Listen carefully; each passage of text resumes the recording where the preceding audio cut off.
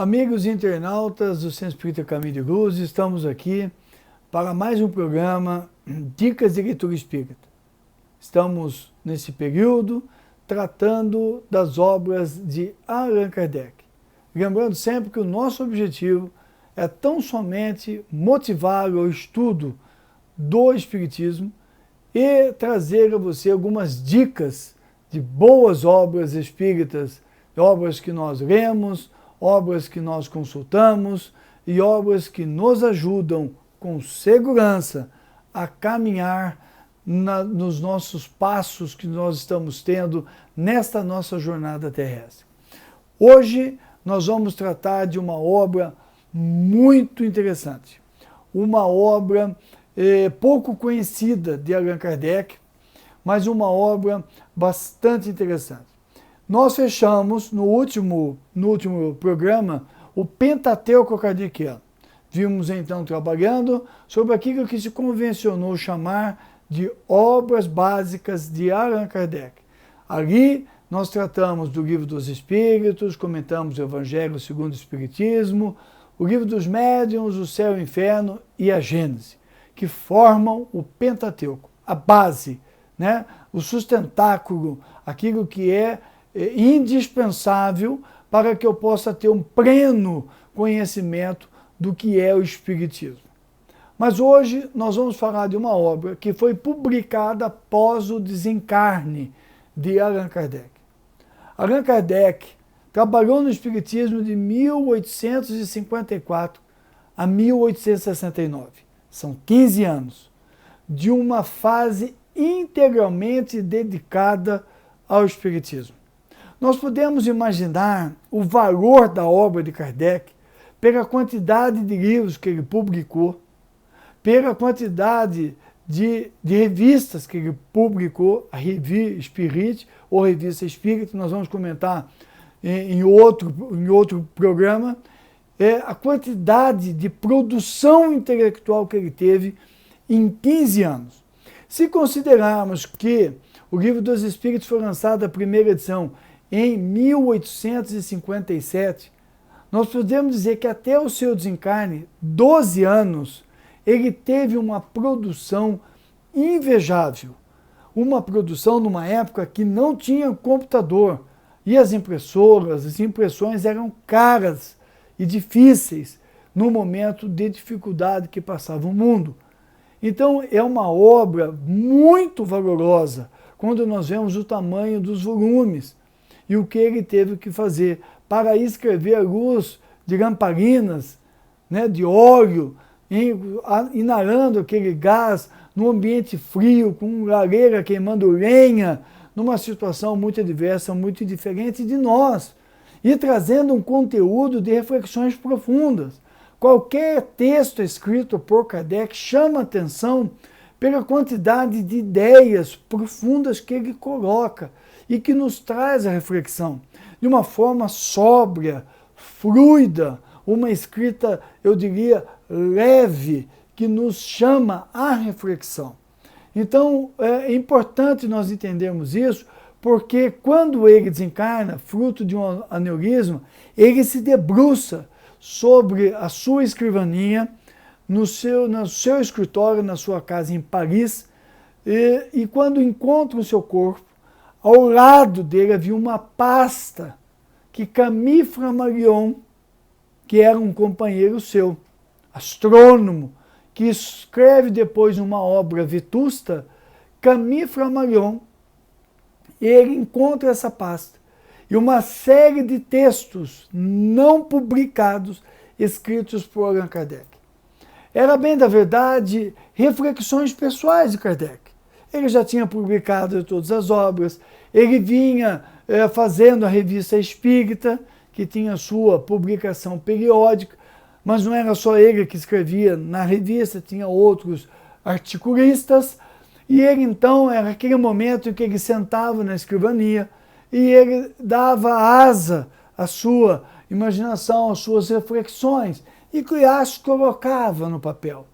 E aí, Camille Flammarion, que no túmulo de Allan Kardec, o discurso dele está nesta obra, que no túmulo de Allan Kardec, no momento da inumação do seu corpo, ele faz um discurso histórico falando sobre Kardec, que ele define numa frase: ele era o bom senso encarnado. Quando eu ouvi essa frase pela primeira vez há muitos anos, eu não costumo dizer quantos anos, as pessoas começam a fazer conta de quantos anos eu tenho. Então eu não digo. Mas quando eu vi pela primeira vez, eu me lembrei, puxa vida, eu estou diante de algo muito valioso. Porque ele diz, era o bom senso encarnado, e realmente Kardec é o bom senso encarnado. Tudo o que ele escreve é de muito bom senso, é sensato, é lógico, é óbvio. Então eu comecei a admirar esse bom senso de Kardec. E fui ler Obras Póstumas. Que obra maravilhosa! Quanto texto diferente, quantas abordagens diferentes, quanta riqueza intelectual de Kardec, quanta modernidade de Kardec. Kardec é um espírito moderno, um espírito antenado com o seu tempo, além do seu tempo. Kardec era muito, a visão dele era muito ampliada, ele via longe, com profundidade, coisas que homens da sua época não viam. Ele ia muito além de nós, então ele fazia reflexões muito importantes e nos traz, né, nessas reflexões páginas generosas que nos ajudam a compreender o mundo de hoje.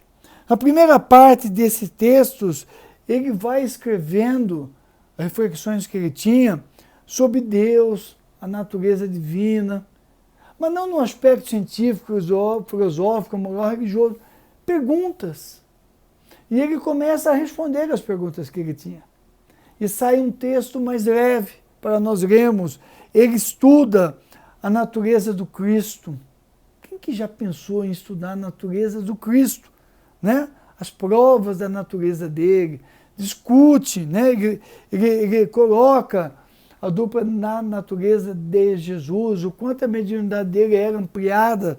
Então ele adentra por questões importantes, ele reflete muito sobre a influência perniciosa das ideias materialistas sobre as artes em geral.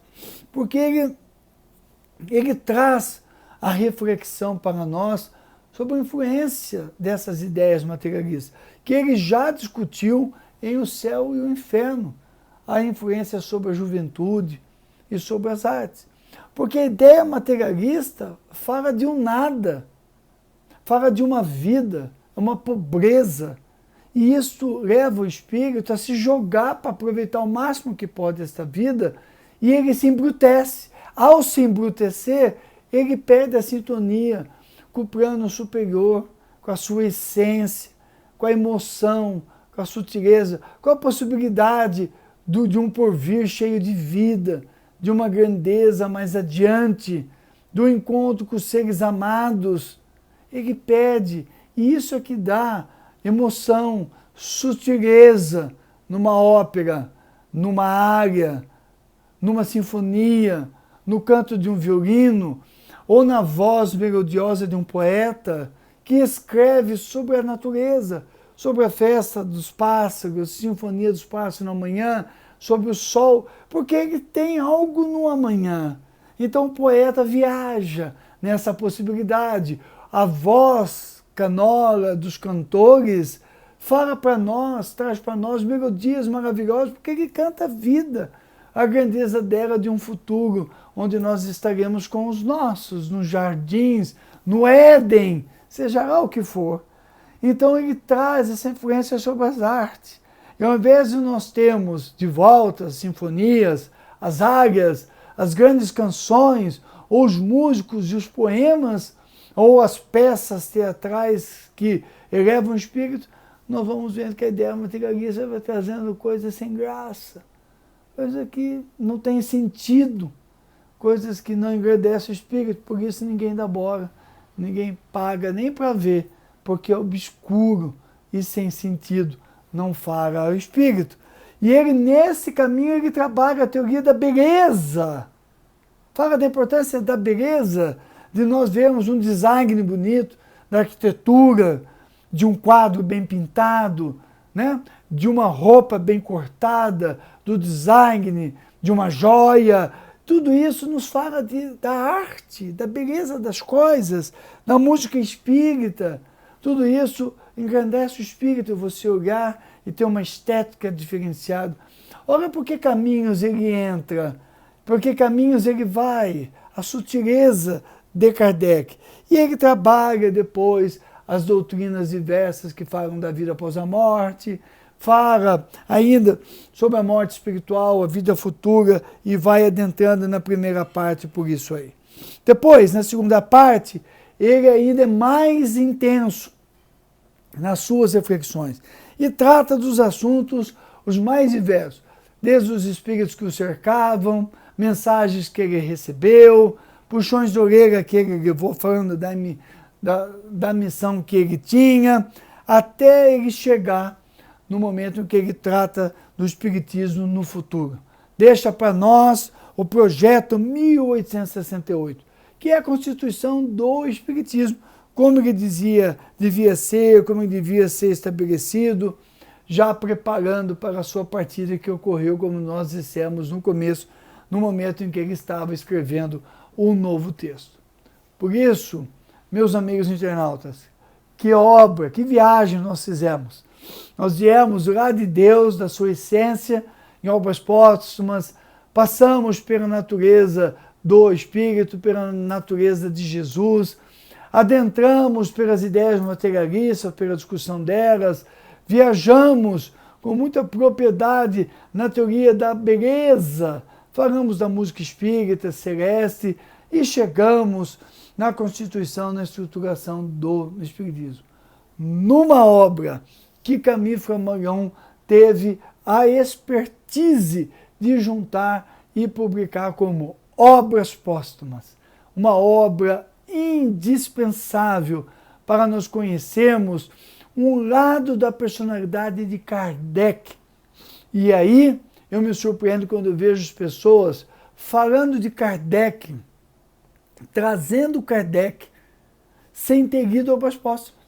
Porque quando você vai vendo os textos dele, você vai entendendo que homem, que espírito devotado, dedicado, que alma sensível, que alma poderosa, uma mente aberta, sem nenhum dogma, sem preconceitos, uma alma tolerante, uma obra nobre, uma alma estilosa, clássica, diferente daquilo que nós estamos acostumados a ver falar sobre Kardec. E quando eu viajo em obras póstumas, eu encontro isso aí. Portanto, meu amigo, vai lá, lê logo esse livro, veja logo essa obra. E se você gostou do nosso vídeo, dá uma curtida aí, conversa, difunda, divulgue, ouça de novo. E muito obrigado por você estar conosco.